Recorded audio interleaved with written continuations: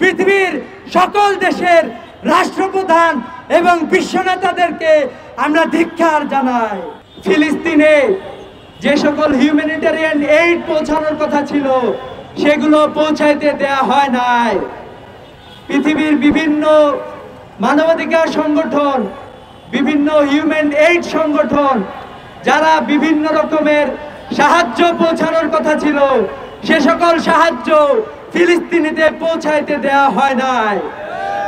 আমরা দেখতে পেয়েছি এই সকল মানুষদের চিকিৎসা পাওয়ার যে অধিকার ছিল এই অধিকারকে খর্ব করা হয়েছে। এই সকল মানুষদের খাবার পাওয়ার যে অধিকার ছিল সে অধিকারকে খর্ব করা হয়েছে। এই সকল মানুষদের মানবাধিকারকে খর্ব করা হয়েছে।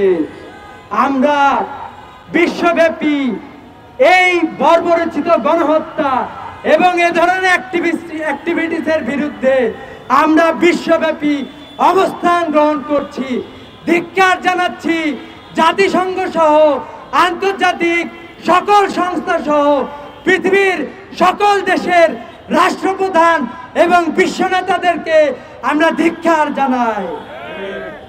আমরা দেখতে পেলাম, আমরা চেয়েছিলাম পৃথিবীর সকল রাষ্ট্রপ্রধানরা তাদের সকল শক্তি নিয়ে ফিলিস্তিনের পক্ষে দাঁড়াবে, কিন্তু আমরা দেখতে পেলাম মাত্র কিছু মানুষ পৃথিবীর বিভিন্ন এলাকা থেকে যারা ফিলিস্তিনের সাথে সলিডারিটি করার জন্য যারা সেখানে গিয়েছে, সলিডারিটি ঘোষণা করার জন্য, আমরা দেখতে পেয়েছি তাদেরকেও সেখানে প্রবেশ করতে দেওয়া হয় নাই।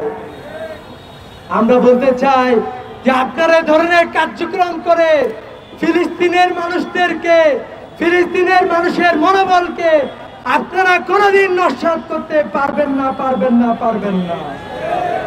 ফিলিস্তিনের মানুষদের যে চেতনা দিয়ে জেগে আছে সে চেতনার নাম হলো ঈমান, এবং সে চেতনার সাথে পুরা বিশ্বব্যাপী সমস্ত মুসলমানদের সাথে বর্তমানে আমরা দেখতে পেয়েছি পৃথিবীর সকল মানুষ এই আন্দোলনের সাথে একাত্মতা পোষণ করেছে। আমরা দেখেছি ইউরোপ, আমেরিকা সহ পৃথিবীর সকল দেশের মানুষেরা, পৃথিবীর সকল প্রান্তের মুসলমানেরা এই আন্দোলনের সাথে একাত্মতা পোষণ করছে। আমরা বাংলাদেশ থেকে এই আন্দোলনের সাথে একাত্মতা পোষণ করছি। সেই সাথে ইহুদি জায়নিস্টদেরকে আমরা হুঁশিয়ার উচ্চারণ করতে চাই, অনতি বিলম্বে এ ধরনের পথ তোমরা পরিহার করো। ঐক্যবদ্ধ মুসলিম যখন জেগে উঠবে তোমরা পালানোর পথ খুঁজে পাবে না।